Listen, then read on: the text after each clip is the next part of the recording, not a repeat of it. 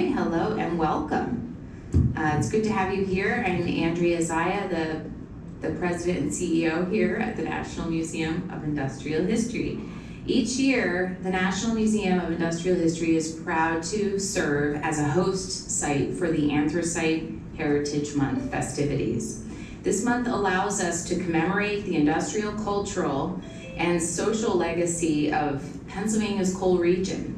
We gather to honor the courageous immigrant miners who fueled America's industrial revolution. By preserving this history and stories of resilience, we ensure this legacy is not forgotten. And it is my pleasure today to introduce Thomas Mackaman and Bob Wolensky, two historians who specialize in the labor history of northeastern Pennsylvania.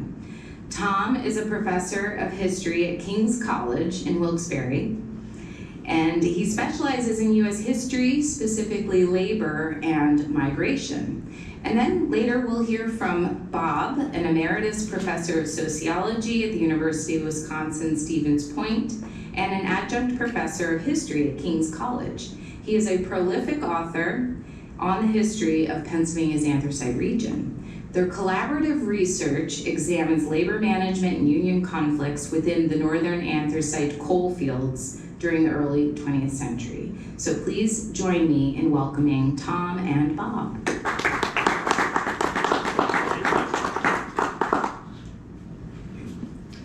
Thank you, Andrea, and it's a great privilege to be here in such a historic place to be able to talk about labor history. All right, so my portion of this presentation aims to provide an introduction and to set the table for Bob. It examines what appears to be a paradox. On one hand, a century ago, the anthracite coal industry underwent a period of dramatic concentration, with the bulk of the production falling under the control of J.P. Morgan. While the major trade union, the United Mineworkers, effectively organized the heavily immigrant workforce. On the other hand, the actual management of the coal mines became decentralized through a system of subcontracting. This subcontracting system depended upon a highly exploited, mobile, and socially marginalized immigrant workforce, a workforce provided primarily by Eastern and Southern Europeans during the peak period of immigration to the United States. The paper argues that concentration of the industry by capital, Morgan, and organized labor, the UMW, did not, in fact, rationalize either its management or its labor practices. Instead, the industry was characterized by corruption and chaos. The UMW, while it accepted a quasi-official status from the corporation and government, found itself engaged in a constant struggle to rein in spontaneous strike activity, as well as the appeal to the immigrant workforce of more radical forms of organization, including the Industrial Workers of the World, or IWW. And some background is first in order. Anthracite coal, sometimes called hard coal, is a heavily metamorphosized coal that boasts an extremely high carbon content, typically over 90%. Once the difficulties in igniting and containing the intense heat of this energy source were resolved, anthracite proved to be the catalyst of the early American Industrial Revolution, crucial for the development of the iron and steel industry in the 19th century, the story of which you know well here in Bethlehem, and necessary for home and business heating in New York City and Philadelphia, which had by the early 19th century largely consumed their forests. Later, in the late 19th century, the process of coking soft or bituminous coal led to anthracite's loss of much of its industrial market. But for the first part of the last century, anthracite remained a crucial and preferred source of energy for heat and transportation, owing to its purity and cleanliness in burning, as the advertisement behind me shows. While the United States boasts a superabundance of bituminous or soft coal, which has a lower carbon content and therefore burns less efficiently and pollutes more, it has only one substantial area of anthracite production, a 6-county region in northeastern Pennsylvania. which lay tantalizingly close to the major East Coast population centers, New York, Philadelphia, and Baltimore. The problem, as you can see from this topographical map, is the difficult geology separating coal from market. This was overcome first by the construction of a canal system linking and in some cases shadowing the major rivers, the Susquehanna, the Delaware, the Lehigh, the Schuylkill, and the Hudson, and later through the arrival of the railroads. As you might imagine, breaking through the formidable geological barriers imposed by the Appalachian Mountains was not a simple feat. Involved was a major mobilization of engineering, labor, and from the standpoint of our interests here, capital. Because the canals and then the railroads provided the only access of coal to the major East Coast markets, it was through control of transportation that gradually the anthracite industry as a whole became monopolized. And this is really where our story begins. In key respects, the anthracite industry followed the trends of heavy capitalization and concentration. There we have the anthracite, an image of the anthracite canals of the early 20th century. By the early 20th century, a handful of J.P. Morgan-owned railroads ruled the main coal companies within hard coal's three fields, the northern, the middle, and the southern. About 62% of all anthracite. Through additional mergers and acquisitions, the figure climbed to 78% by 1907. That is the Morgan interest. When the coal shipments contracted from independently owned companies were added, the Morgan firms, also called the line companies, commanded over 88% of the market. They not only dominated the mineral reserves, but transported approximately 60% of the product in 1901 and nearly 77% in 1913. Now, to this point in our story, anthracite is familiar to broader trends in the economy of the progressive era. It is the story of the triumph of the banker over the industrialist, finance over industry, monopoly over free but cutthroat competition that resolved the deflationary crisis of the late 19th century, the price cutting in the economy. Morgan's formation of U.S. Steel out of Carnegie's empire and its lesser competitors is, of course, a much better known story. Yet, as opposed to the example in steel, Morgan's consolidation in anthracite failed to rein in the chaos in the coal industry. Many small independent operators survived, and deflationary oversupply remained a constant problem. Moreover, even within the Morgan-controlled firms, various forms of labor subcontracting endured until the industry's demise in the 1950s, providing a constant impetus for both labor conflict and for corruption. To a considerable degree, and somewhat counterintuitively, the subcontracting system arose partly from miners' own control over production. Coal mining resisted the mechanization and managerial oversight, taylorization, a term you may know, spreading through other industries. As late as 1925, the noted economist Carter Goodrich described the miners' freedom rooted in the isolation of underground work and a tradition of skilled craftsmanship. Foremen seldom entered the chambers or directed the work. Miners certified as practical in Pennsylvania regarded themselves as artisans, entitled to independence. This autonomy, inherited from British mining culture, led Priscilla Long to observe that even large mines often consisted, quote, of small underground workshops. Two features of the labor force are crucial. First was the origins of subcontracting. The contract miner hired, paid, and dismissed his own laborers. 19th century miners saw themselves not as wage workers, but as independent producers who owned their tools and sold not their time, but coal as a product. Their autonomy extended to setting their own hours and refusing menial work such as hauling or loading, which they assigned to laborers paid from their own earnings. These laborers, who toiled longer hours for less pay, sometimes resented their practical miner superiors. In effect, In other words, the miner already functioned as a subcontractor long before management formalized this arrangement into the system of subcontracting that emerged later in the late 19th century. The second element was that from the beginning, the occupational differentiation between the practical miner and his mine labor coincided with and reinforced ethnic divisions in the workforce. In the 19th century, Welsh, English, and Scottish coal miners, often with experience in the old country, dominated the practical miner positions, while the newcomer Irish formed the miner labor force. This occupational division helped to reify a religious distinction, as the Irish were the only predominantly Catholic group of miners. This in turn fed into the anti-immigrant know-nothing politics that predominated in Pennsylvania in the 1850s. But by the turn of the century, the practical miners included the Irish, as well as the British, and the mass of the mine labor force were what were then called new immigrants, comprised heavily of Eastern and Southern Europeans. In the Anthracite region, probably similarly to here, these forces included, this workforce included Italians, Poles, Lithuanians, Slovaks, Ukrainians, Russians, Ruthenians, and Hungarians.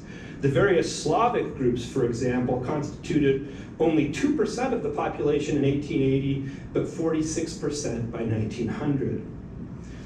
As in the other great areas of American industry, these new immigrants were consigned to the bottom rungs of the anthracite mine industry workforce.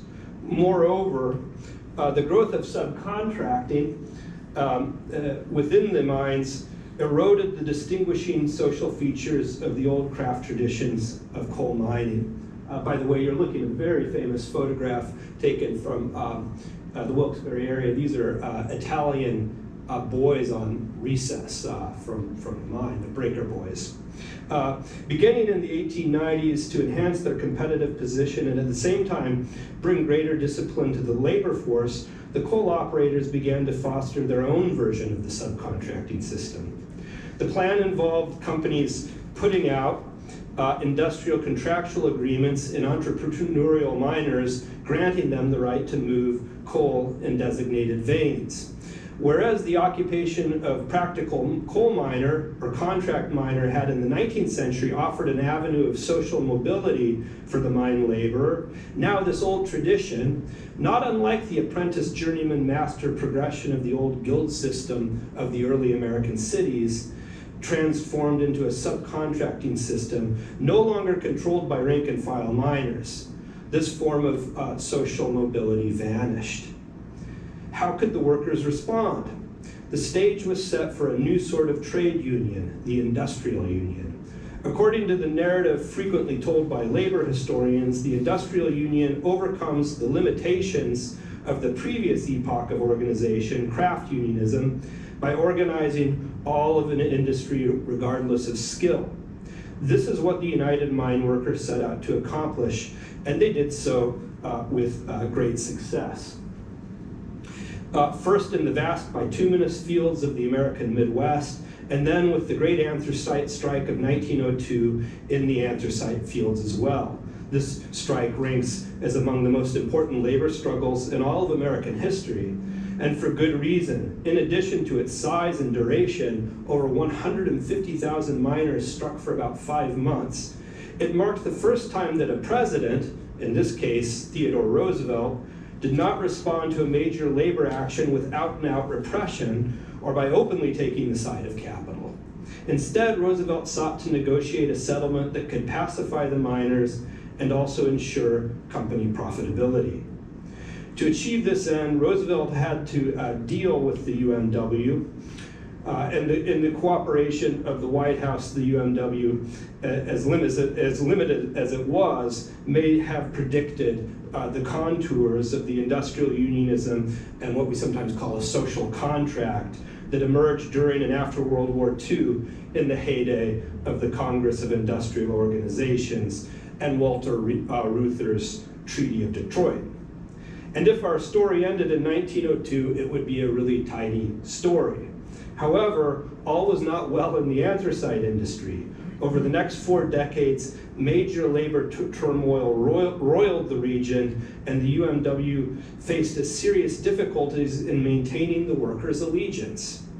Our interest here is with the latter, for as the UMW sought to hold its membership, it also worked to defeat a series of rearguard insurgencies, rank-and-file movements of coal miners against the Union. One might have predicted in 1902 that the UMW would join hands with the Morgan interests to rationalize the coal industry. This did not happen. The Union avoided major confrontations over subcontracting during the strikes of 1900 and 1902, and during negotiations for decades thereafter under the President John L. Lewis. Lewis was an archetypical business unionist. He emphasized wages and benefits, but rarely challenged operators' prerogative over organization, and only then under immense pressure from rank-and-file miners. Partly because of mounting complaints over subcontracting and the UMW's seeming inability to eradicate it, the Industrial Workers of the World, IWW, began organizing in the anthracite fields as early as 1906. According to IWW organizer Arturo Calvino, it was the subcontract system of the Pennsylvania Coal Company that caused the unrest. Beginning in 1907 and continuing over the next decade, the Wobblies, as they were also called, stood as the UMW's major union opponent in hard coal. An anarcho-syndicalist organization, the IWW enjoyed substantial support among numerous immigrant workers, especially in the northern coal field around Wilkes-Barre and Scranton. The association's militant ideology, along with its rejection of contractual obligations, proved attractive to workers who were chafing under the strain of extreme company policies such as excessive dockage, arbitrary work rules, wage cheating, and of course, that subcontracting system. As our research shows, the Italians, the Sicilians in particular, were among the strongest supporters of the IWW and the most virulent critics of the industrial relations and working conditions that predominated in anthracite. They especially resented the subcontracting system because, as Bob has found in his research, many had experienced a similar tendency or putting out scheme in the sulfur mines of Sicily. As a miner writing to the radical newspaper Il Proletario put it, the UMW members of this district are tired of paying for life, of comfort and leisure for a handful of organizers who for 20 years have done nothing for the interests of miners in these parts. They are tired of the subcontract system that confines them to shameful slavery. They are tired of going on strike or not going on strike according to the pleasures and caprice of the official UMW. And unions with the unorganized miners, they are ready for one big union, motto of the IWW. The IWW was, after leading a significant strike of Italian miners in Pittston, uprooted and defeated by World War I era government repression, the operators, and the UMW. But the grievances that had won its support, including subcontracting, had not vanished. They continued to nurture insurgencies in the 1920s and in the mine wars of the Great Depression, a subject that Bob will address in the paper that follows. Thank you.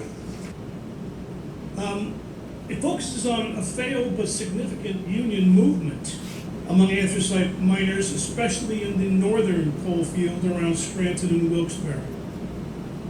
The largest of the three fields, the southern field, the middle field, and the northern field. There were about 60,000 miners in the northern field in the 1920s, and about as many in the other two fields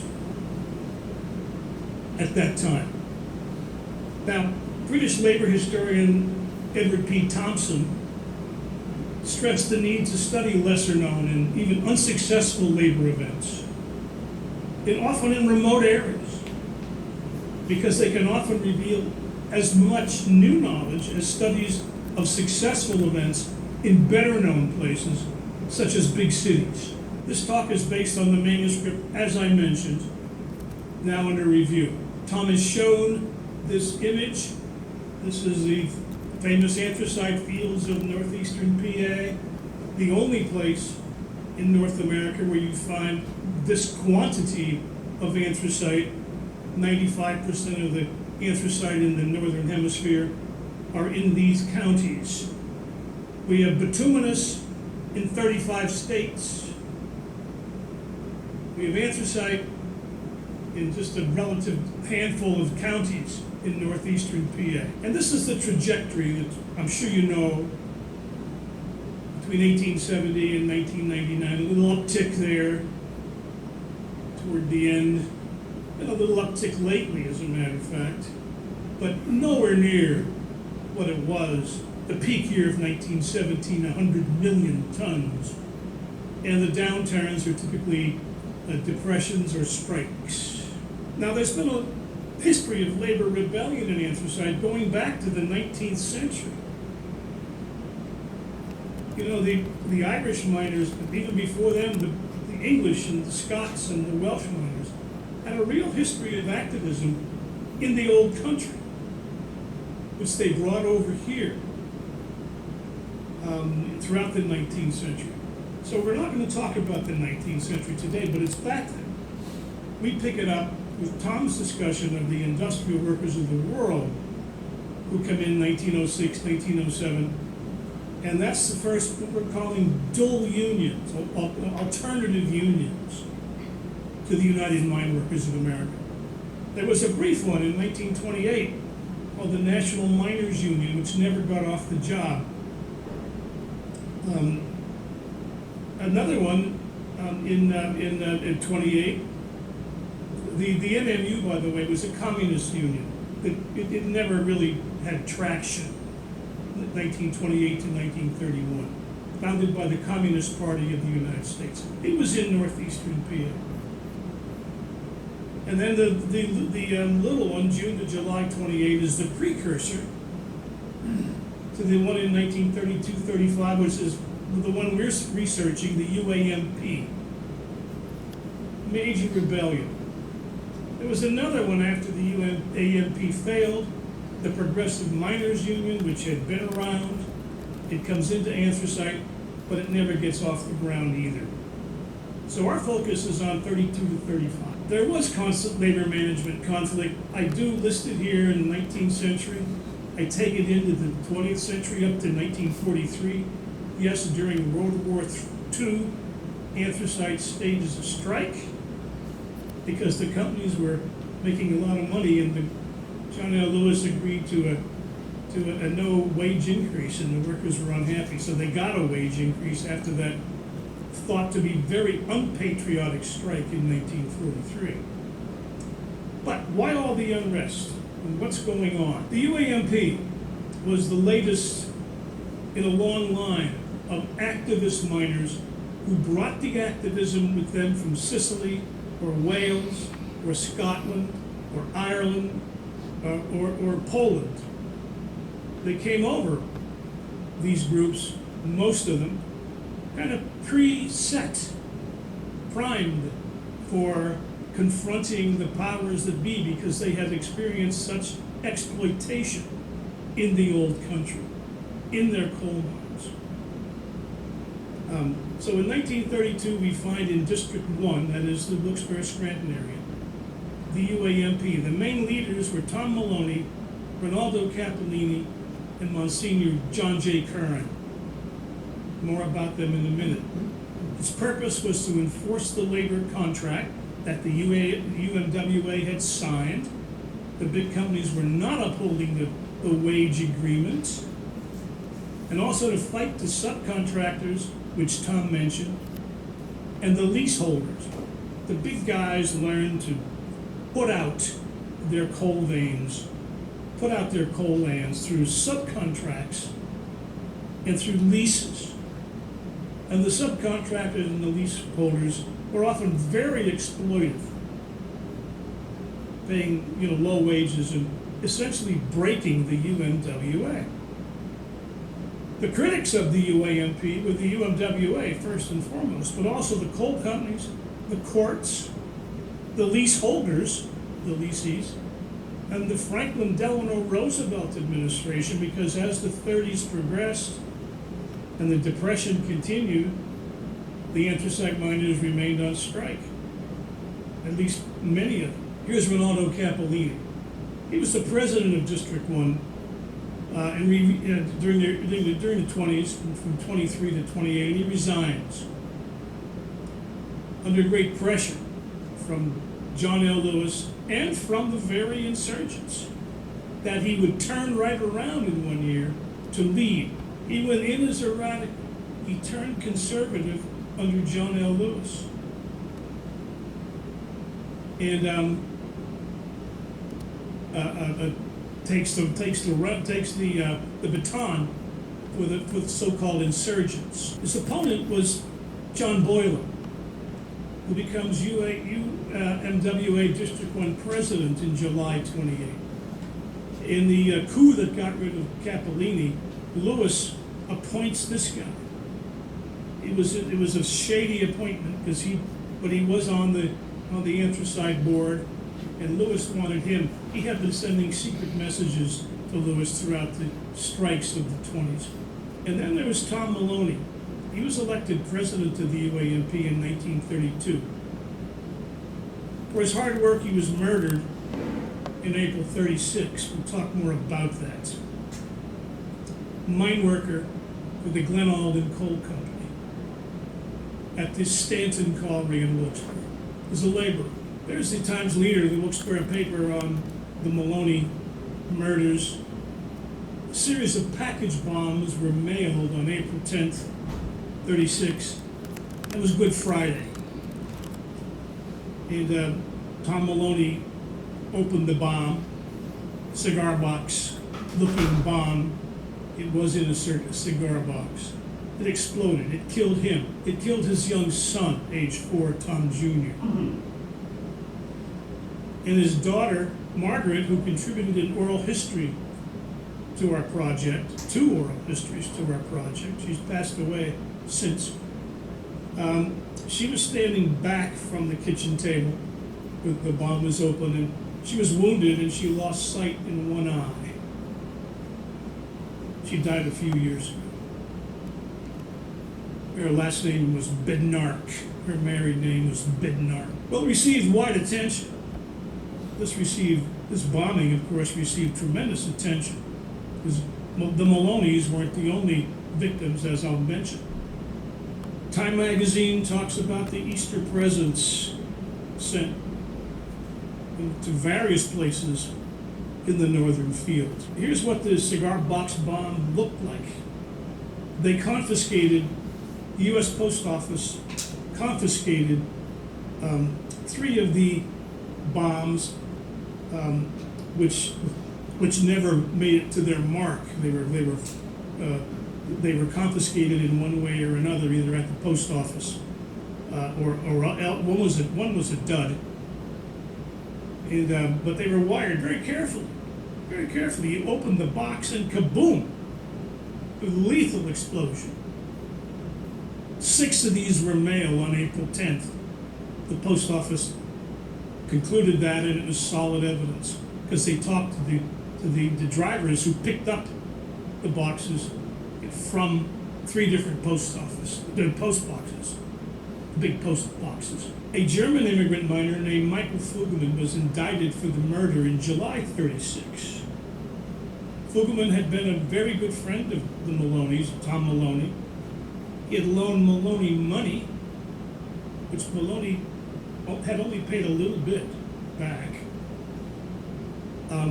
Fugelman was an immigrant, as I say, and he was a laborer at the Buttonwood Colliery of the Glen Alden Coal Company. He had mined coal in Germany.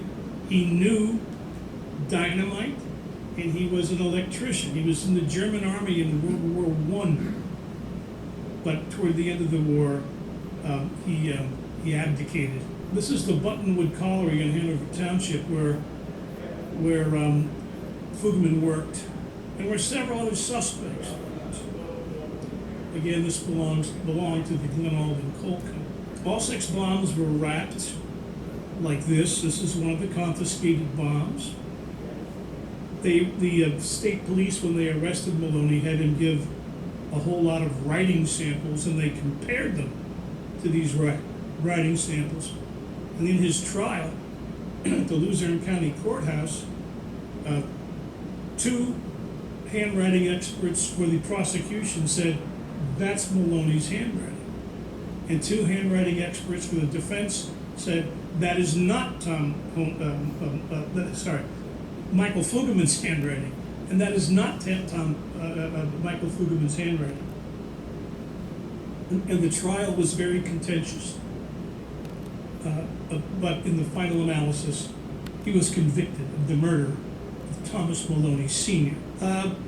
They were close. Fuggeman said, I couldn't have done this. He was one of my best friends. I took him in my car to various meetings. I was on the board of the UAMP, executive board. The pardon board rejected his last appeal in 1938, July 13. He refused to sign the appeal, but his attorneys filed it anyway. He said he preferred the electric chair to life in prison. He insisted he was innocent until the end. He asked for a lie detector test, which he did not get. But the DA, Leon Schwartz, spun a web of guilt based upon 20 threads of circumstantial evidence. And he convinced the jury, and then he convinced the appeals board, and Fuggeman was doomed. Continued to deny the link. This is a New York Times story. We know there were 6 mailed. One was opened incorrectly and it fizzed, and out came what looked like sawdust, but it was dynamite flakes. The constructor of the bomb would shave the dynamite and put it all over the inside of the box. So there were no sticks of dynamite in there, there were shavings. And then the wires crossed, spark, and boom. Curiously, there was a fire that very same day, on April 10th of 36. Same day, and the fire marshal who investigated never could find the cause of the fire. He said it started in a wastebasket. And they ruled out of hand that there was no link to the 6 package bombs that were mailed that same day.